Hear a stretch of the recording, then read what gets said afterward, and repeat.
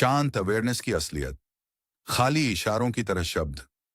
ये बात मानी गई है कि अंत में खामोशी अपनी बात खुद कहती है, क्योंकि इसमें कोई शब्द नहीं होते। हर बात को कहने की बुनियाद यह समझने से आती है कि पीछे का जो पर्दा है, जो असल स्थिति है, वह खामोशी ही है। जब हम मेडिटेशन की गहराई में जाते हैं तो यह साफ हो जाता है कि यह अभ्यास एक ऐसी सच्चाई को पहचानने के बारे में है जो हर किसी के लिए मौजूद है, बजाय यह मानने के कि आपके पास कोई बहुत बड्ढे जमा किए हुए पुण्य होने चाहिए। आध्यात्मिक जरूरतों को लेकर जो गलत फहमियां हैं, जैसे ये धारणा कि आपको कुछ खास या आध्यात्मिक होना चाहिए, उन्हें बस खामोशी में गूंजते शब्दों के रूप में देखा जाता है। जब हम शिक्षाओं को अपने आप से जोड़ डालेते हैं तो अंदर एक कश्मकश होती है, क्योंकि सीधे अनुभव में हमारी यह शख्सियत हमेशा रास्ते का रोदा बन जाती है। इसलिए पवित्र बातों को बिना किसी लगाव के देखना चाहिए। यह देखा गया है कि भले ही भगवान बुद्ध से मिले ये शब्द विजडम से भरे हों, पर वे अपने आप में समझदार नहीं हैं। वे बस खाली घटनाएं हैं। अपने अंदर कोई पक्की सच्चाई रखने के बजाय शब्द बस पैदा होते हैं और मिट जाते हैं। वे सिर्फ एक औजार की तरह काम करते हैं, क्योंकि वे बस रास्ता दिखाने वाले बोर्ड हैं। सबसे जरूरी अभ्यास यही है कि हम अलग थलग अहंकार से क्लिंगिंग किए बिना इन शब्दों के रूपों को बस देखते रहें। एनलाइटमेंट खोजने का भ्रम, पुरानी परंपराओं और पवित्र ग्रंथों के बड़े खजाने का बहुत सम्मान किया जाता है। फिर भी यह माना जाता है कि उन सब का, त्रिपिटक का, धर्म के पवित्र ग्रंथों का असल मकसद आज और अभी में जीना है। उस कॉन्शियस अवेयरनेस की असलियत के प्रति जागना है। इंसान तब एक बड्ढे जाल में फंस जाता है जब वह अपनी खुद की आध्यात्मिक काबिलियत को तौलने लगता है। यह कहा गया है कि जब तक आप यह मानते हैं कि आपके पास पर्याप्त पारमी नहीं है, पर्याप्त जमा किए हुए पुण्य नहीं है, तब तक आप हमेशा उसी सोच के साथ काम करेंगे, चाहे आप मेडिटेशन में कितना भी समय क्यों न बिता लें। खुद को ऐसे आंकने की आदत अहंकार से निकलती है, जो यह पक्का करती है कि यह एक बहुत बड़ा धोखा है कि हमारा व्यक्तित्व जो कहता है हम असल में वही हैं। हालांकि ग्रंथ हमें रास्ता दिखाते हैं, पर वे सिर्फ ख्यालों की बातें हैं और शब्द बस खाली चीजें हैं। वे पैदा होते हैं और खत्म हो जाते हैं। इन पल भर की स्थितियों या संखार को देखने वाले से अलग समझना चाहिए, क्योंकि जो इन घटनाओं को महसूस करता है, ये अवेयरनेस, कॉन्शियस अवेयरनेस, कोई संखार नहीं है। नतीजतन अपनी खुद की आध्यात्मिक इच्छाओं का ढांचा गिर जाता है और यह साफ हो जाता है कि एक इंसान के रूप में कुछ पाने की कोशिश करना, एनलाइटेंड होने की कोशिश करना, अपने व्यक्तित्व के जरिए एनलाइटमेंट खोजना नामुमकिन है। हमारा अपना वजूद इस स्थिति को कभी नहीं पा सकता, क्योंकि व्यक्तित्व अभी भी एक ऐसी घटना है जो हालात के हिसाब से पैदा होती है और मिट जाती है। इन थोड़े समय के लिए रहने वाले रूपों और ख्यालों में कमियां निकालने के बजाय उन्हें बस खामोशी से देखना चाहिए, जो अंत में यह दिखाता है कि अवेयरनेस की न बदलने वाली सच्चाई, कॉन्शियस अवेयरनेस और शांत माइंड ही वह सब है जिसे जानने की जरूरत है। शांत माइंड को खोजना, खाली जगह और खुले दिल से अपनाना। यह माना जाता है कि संगठित धर्मों की उलझी हुई बातों और विचारों के बीच एक बुनियादी सच्चाई कायम है, जो यह कहती है कि बस एक शांत माइंड ही है जिसे जानने की जरूरत है, जबकि आम दिमागी हालत हमेशा बदलती रहती है। सच्ची कॉन्शियसनेस को हमेशा मौजूद रहने वाले एक पर्दे की तरह माना जाता है। यह देखा गया है कि कॉन्शियसनेस उस शुद्ध कॉन्शियसनेस की तरह है जो आज और अभी मौजूद है, जो बिल्कुल शांत है, जहां अलग अलग दिमागी हालातों का शोर इस खामोशी में ही पैदा होता है और खत्म हो जाता है। इस बात की तुलना हम सीधे तौर पर खाली जगह से कर सकते हैं, क्योंकि यह समझा जाता है कि अगर कोई खाली जगह ही ना हो तो किसी भी रूप या चीज के बनने की कोई गुंजाइश नहीं होती। इसलिए शुद्ध अवेयरनेस तक जोर जबरदस्ती से नहीं पहुंचा जा सकता, बल्कि यह समझना होगा कि आप खामोशी को कोई ऐसी चीज नहीं मान सकते जिसे आप बहुत कोशिश करके या कंसंट्रेशन के जरिए सुन सकें। आपको बस इसके लिए खुद को खोलना होता है। आखिरकार सुनने के इस कोमल अभ्यास से एक बहुत गहरी स्थिति बन जाती है, जिसकी पहचान अवेयरनेस की एक बहुत ही खुली ग्रहणशीलता, कॉन्शियस अवेयरनेस से होती है, जिसमें इंसान खुद उस अवेयरनेस पर भरोसा करने लगता है। इस तरह शांत कॉन्शियसनेस की बुनियादी सच्चाई उस अनंत खाली जगह की तरह काम करती है, जहां से सभी रूप और घटनाएं बड़ी आसानी से पैदा होती हैं। सच्चाई और धम्म की खोज। जब हम बाहर की दुनिया को देखते हैं, तो यह ध्यान आता है कि इंसानी नजरिए पर अक्सर हमारी पुरानी सोच का पर्दा पड्ढा होता है, क्योंकि हम उन चीजों पर अपनी धारणाएं थोपते हैं कि हम उन्हें पसंद करते हैं या नहीं, वे अच्छी हैं, बुरी हैं, सही हैं या गलत हैं। हालांकि ये सभी दिमागी उलझने और दोहरी बातें एक शुद्ध मौजूदगी में पूरी तरह से गायब हो जाती हैं, क्योंकि कॉन्शियस अवेयरनेस की खामोशी में कोई भाषा नहीं होती। एक बार जब माइंड की यह ख्यालों वाली मशीन पूरी तरह से रुक जाती है, तो यह सामने आता है कि जब आपके सभी विचार, भावनाएं और यादें खत्म हो जाती हैं, तो जो बचता है वह है आज और अभी की वह अवेयरनेस जो समय से परे है। इस गहरी और आजाद स्थिति का बहुत सम्मान किया जाता है और अक्सर इसे शब्दों में बांधा जाता है, जैसा कि यह समझाया गया है कि यह धम्म एक और शब्द है, पर इसका मतलब अंतिम सच्चाई या परम सत्य या खुद सच्चाई से लिया जाता है।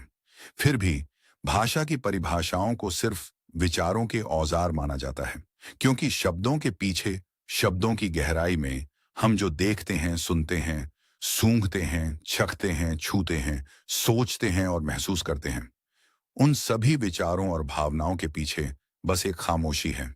इसी वजह से इस स्थिति को किसी छूने वाली चीज या हल्की सी तरंग के रूप में खोजने की कोशिशें असल में भटकाने वाली हैं, क्योंकि यह निष्कर्ष निकलता है कि खामोशी की आवाज शब्द भी हमें गुमराह कर सकता है, क्योंकि खामोशी कोई आवाज नहीं है, यह खुद सच्चाई है।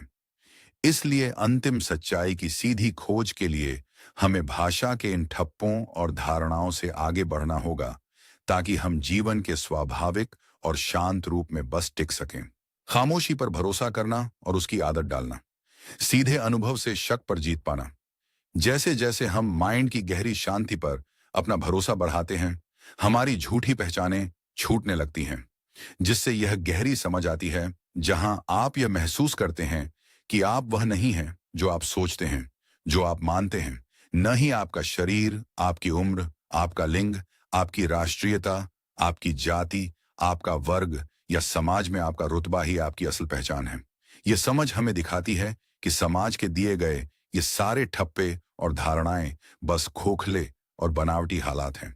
इस सच्चाई को जीवन में उतारने का मतलब इसे केवल ख्यालों में उलझाना नहीं, बल्कि जानबूझकर इससे पूरी तरह वाकिफ होना है, जो कभी कभी कॉपियों में बार बार खामोशी शब्द लिखने जैसा हो सकता है। ये बार बार किया जाने वाला काम माइंड को उस शब्द के पीछे की सच्चाई से जोड़ने में मदद करता है, क्योंकि इस पूरी प्रक्रिया को बस दिमाग से समझना एक जाल है। सच तो यह है कि जब आप इसके बारे में सोचते हैं और इसे खोजने की कोशिश करते हैं, तो आप शक में फंस जाते हैं। सच्ची आध्यात्मिक तरक्की के लिए हमारी पुरानी सोच से पैदा हुए इस शक को पार करना और शुरुआती बंधनों को तोड़ना बहुत जरूरी है। जहां सोतापन्न होने, स्ट्रीम एंट्री का मतलब खामोशी को पहचानना, उसकी अवेयरनेस रखना और उसे ही अपना रास्ता मानना है, बजाय रास्ते के बारे में कोई विचार या परिभाषा घड़ने के। आखिरकार यह गहरी और सुकून भरी स्थिति कोई बहुत दूर की या जादुई उपलब्धि नहीं है, बल्कि एक ऐसा आनंद है जिसे आसानी से पाया जा सकता है, क्योंकि यह समझा जाता है कि यह किसी भी एक्सट्रीम्स के परे मौजूद है। यह बहुत आम है, यह आज और अभी की सच्चाई है। इस तरह दुनिया के सभी बंटवारों से परे हमेशा मौजूद रहने वाली इस शांति की आदत डालकर ही सच्ची आध्यात्मिक आजादी पाई जा सकती है। खाली जगह, आकार और देखने वाला बाहरी जगहों को जानबूझकर ऐसा बनाया जा सकता है जिससे माइंड को शांति मिले, जैसे कि एक ऐसी जगह जहां लंदन की भागदौड़ से थके हुए लोग आएं और उन्हें तुरंत खामोशी का एहसास हो। हालांकि ऐसी किसी भी इमारत के अंदर मौजूद असली खाली जगह हमेशा से है और किसी भी ढांचे के बनने से पहले भी मौजूद रहती है। समय के साथ इमारतों के लगातार बनने, टूटने और बदलने के बावजूद यह सच बना रहता है कि वह खाली जगह बिल्कुल नहीं बदली है। यह बस उस जगह के अंदर पैदा हो रहे अलग अलग हालात हैं। यह बदलाव गहराई से विचार करने के लिए एक जरूरी ढांचा देता है, क्योंकि खाली जगह को महसूस किया जा सकता है और बाकी सभी बाहरी चीजों के साथ साथ मिट्टी, आग, पानी और हवा जैसी चीजों को भी सेंसेस के जरिए महसूस किया जा सकता है। आकार और खालीपन को इस तरह निष्पक्ष होकर देखने से इंसान के शरीर को लेकर नजरिए में एक बहुत बड़ा बदलाव आता है, जो साफ तौर पर यह दिखाता है कि शरीर खुद में एक चीज है, न कि उसे अनुभव करने वाला।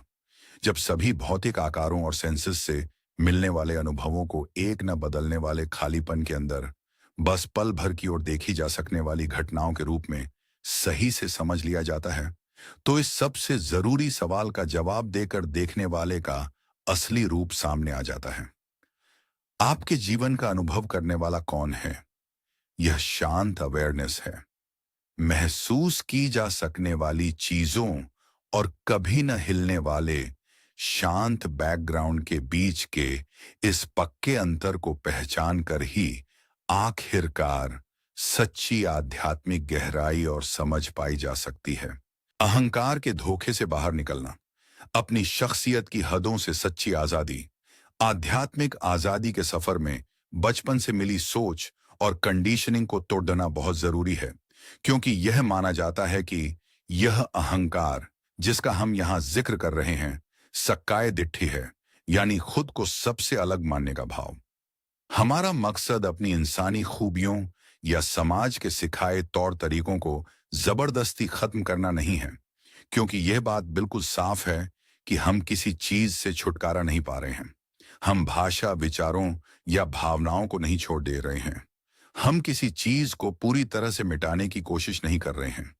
दुनिया से भागने या उसे दबाने की कोशिश करने के बजाय असल अभ्यास में इंसान को यह समझना होता है कि सेंस बस ऐसे हालात हैं जो पैदा होते हैं और खत्म हो जाते हैं। इन अनित्य, लगातार बदलने वाली घटनाओं पर हमेशा विचार करने से एक बहुत गहरा बदलाव आता है, जिससे आपको वह मिलता है जिसे हम नाण दर्शन या इंसाइट कहते हैं।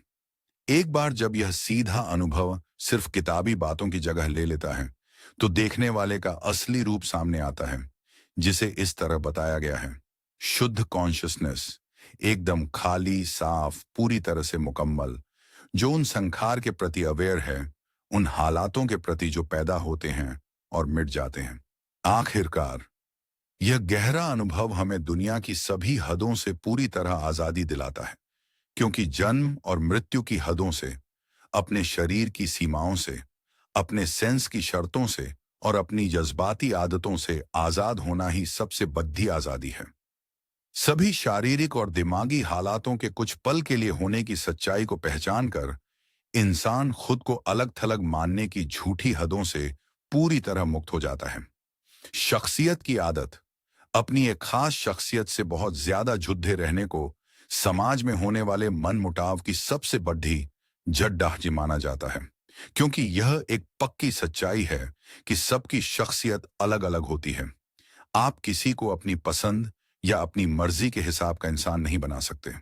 हालांकि सही उसूलों और अनुशासन के जरिए लोगों के बाहरी बर्ताव को एक जैसा बनाया जा सकता है, लेकिन दिमागी तौर पर सबको एक जैसा सोचने पर मजबूर करने से आखिरकार डर पर टिका हुआ कट्टरपन ही पैदा होता है। हालांकि भगवान बुद्ध ने कभी नहीं चाहा कि उनका बताया रास्ता किसी भी तरह का पंथ या कल्ट बने, क्योंकि उनकी शिक्षाएं 4 आर्य सत्यों पर टिकी हैं, जो कि चीजों की असलियत की खोज करने और उन्हें देखने के बारे में है। अंधा विश्वास थोपने के बजाय मनन करने का यह माहौल खुद को जानने का एक बहुत बड़ा औजार है, जहां इस जीवन की खूबसूरती ही हमें यह खोजने के लिए लगातार बढ़ावा देती है कि असल में आप क्या हैं।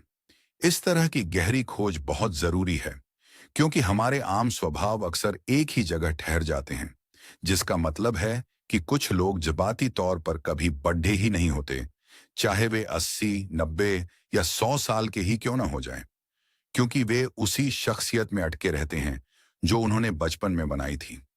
ये पक्की आदतें और ख्यालों में उलझना भी बुनियादी तौर पर हमारे सीखे हुए बर्ताव ही हैं। सच तो यह है कि सोचना अपने आप में एक आदत है। आप जिस भी भाषा में सोचते हैं, वह भी एक आदत है। इसका मतलब है कि आप इसे सीखते हैं और इसके आदी हो जाते हैं। खुद पर और आसपास की दुनिया पर अपनी धारणाएं थोपने की आदत से मुक्त होने के लिए माइंड के इन अपने आप चलने वाले तौर तरीकों को पहचानना बहुत जरूरी है। बुनियादी भावनाओं के साथ काम करना, स्वार्थ को समझना और उससे आजाद होना, अहंकार के अलग अलग रूप, चाहे वे अच्छे हों, बुरे हों या डराने वाले हों, बुनियादी तौर पर सिर्फ ठप्पे माने जाते हैं। यह देखा गया है कि ये सभी रूप और शब्द हैं जिन्हें हम अपने अलग अलग अनुभवों वाले हालातों पर लगाते हैं। हालांकि बाहरी अनुशासन हमें बर्ताव में एक जैसा बनाता है, जहां हम काम और बोलने की हदों में रहने के लिए राजी होते हैं, पर हमारी शख्सियतों को एक सा नहीं बनाया जा सकता, यह नामुमकिन है। इसलिए दूसरों पर या खुद पर किसी आदर्श को थोपना एक भटकी हुई कोशिश है, क्योंकि शख्सियतें कोई पक्की और असली चीज नहीं होती, बल्कि वे बस आदतों के तरीके हैं जिन्हें हम विजडम, दुनियावी विजडम और समझ के जरिए बदल सकते हैं। यह विजडम तब और भी जरूरी हो जाती है जब हम स्वार्थ का सामना करते हैं, जो एक ऐसी बुनियादी भावना है जिसे अक्सर ऊंचे उसूलों पर तौलने पर हमें गिल्ट या पछतावा होता है। हालांकि स्वार्थ को निष्पक्ष होकर बाकी हालातों की वजह से पैदा होने और खत्म होने वाले एक हालात के रूप में देखने से इससे हमारा लगाव पूरी तरह से टूट जाता है। आखिरकार हमारा मकसद माइंड को जबरदस्ती बिना स्वार्थ वाली बनावटी स्थिति में धकेलना नहीं है, बल्कि यह समझना है कि हम खुद को उस पूरी शख्सियत के धोखे से आजाद कर रहे हैं जिसके हिसाब से हम आमतौर पर चलते हैं। आदतों के इन पल भर के पैटर्न से अपनी पहचान हटा लेने से खुद में उलझे रहने वाले दुख से सच्ची आजादी मिल जाती है। डर की पुरानी आदतें एक और बहुत गहरी बैठी हुई भावना डर है, जो कुदरती तौर पर हमारी शारीरिक कमजोरी से पैदा होती है, क्योंकि यह एक नकारी न जा सकने वाली सच्चाई है कि हम जानवरों का एक बहुत ही नाजुक और कमजोर रूप हैं। बाहरी दुनिया के साफ दिखने वाले खतरों, जैसे कि कुदरती आपदाओं या शारीरिक चोट के अलावा, हमारे अंदर लगातार एक बहुत बद्धा मानसिक बोझ पैदा होता रहता है। यह ध्यान देने वाली बात है कि हम पुरानी यादों के जरिए फेल होने, बेइज्जती होने, हारने, ठुकराए जाने या बीमार पड़े डरने की संभावनाओं को सोचकर अपने माइंड में बहुत सारा डर पैदा कर लेते हैं। नतीजतन सामने किसी भी तरह का शारीरिक खतरा न होने पर भी हम महज सोचने की वजह से भविष्य में होने वाले दुख और नाकामी की संभावनाओं के डर की अपनी पुरानी आदतों में फंस सकते हैं। घबराहट के ये चक्र अक्सर तब और बढ़ जाते हैं जब हमारा अहंकार हमसे निडर होने की एक आदर्श छवि की मांग करता है और हमें अपनी कमियों का एहसास होता है। फिर भी इस दुख का इलाज माइंड को ध्यान से देखने में मिलता है, यह पहचानते हुए कि उन विचारों के पीछे जो इंसानों की बनाई हुई आदतों के पैटर्न्स हैं, एक खामोशी है। इसलिए इस अंदरूनी शांति का सीधा अनुभव ही एकमात्र सच्चा सहारा है, क्योंकि वहीं आपको खामोशी के जरिए अपनी आजादी मिलेगी, न कि एक निडर इंसान बनने की कोशिश करने से, क्योंकि आप उसमें कभी कामयाब नहीं होंगे। कॉन्शियस अवेयरनेस में टिके रहने से डर की भावनाओं के अनित्य स्वभाव को बिना उनकी कभी खत्म न होने वाली कहानियों में उलझे देखा जा सकता है।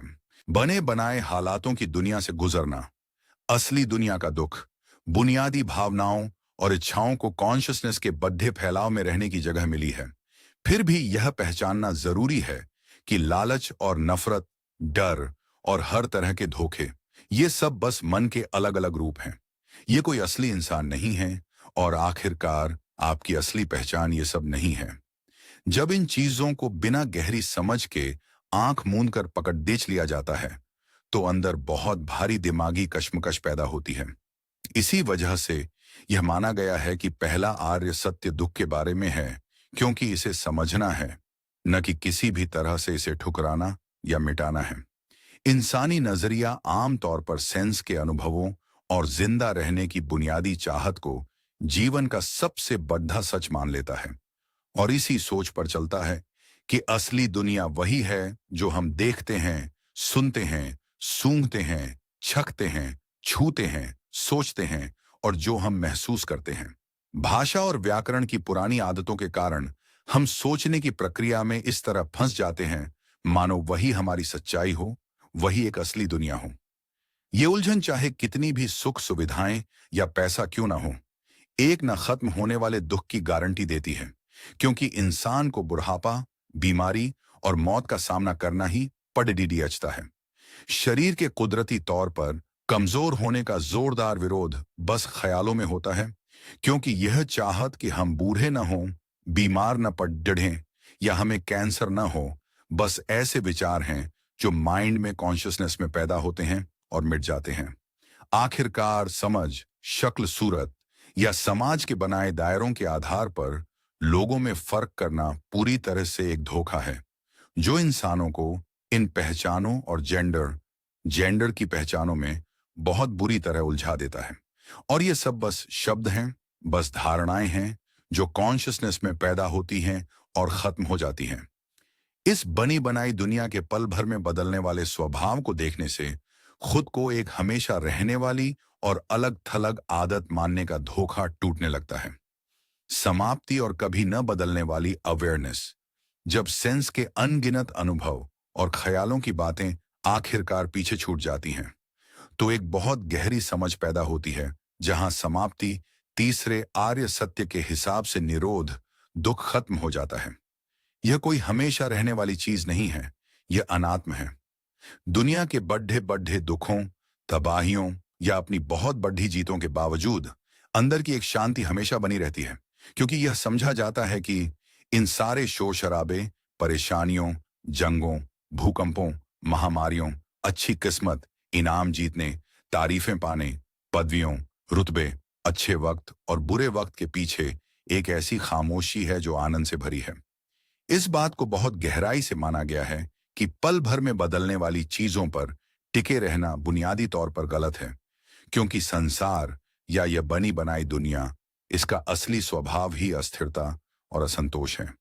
क्योंकि बाहरी दुनिया का सबसे पक्का नियम ही लगातार बदलना है, इसलिए यह पक्का निष्कर्ष निकलता है कि जो कभी नहीं बदलता, जो एकदम स्थिर है, वह अवेयरनेस है, खामोशी है। इस सच्चाई तक पहुंचने के लिए बिना सोचे समझे, दिमागी तौर पर मान लेने के बजाय गहरे और अपने अनुभव से की गई खोज की जरूरत होती है, जिसका मतलब है पाली भाषा में यह नाण है। यह कोई सीखी हुई जानकारी नहीं है, यह इंसाइट है, यह विपस्सना है, चीजों की असलियत में गहराई से झांकना है। इस लगातार भरोसे के साथ देखने की आदत से सबसे बड़ी आजादी मिल जाती है, क्योंकि आप उस हद को, उस दुख को देख पाते हैं जो आप उन हालातों से युद्ध कर खुद पैदा करते हैं, जिन्हें आखिरकार बदलना ही है और जो अस्थिर हैं। सच्ची आजादी सिर्फ उस शांत अवेयरनेस में टिके रहने से मिलती है, जो इस बदलने वाली, बनी बनाई दुनिया से पूरी तरह परे है।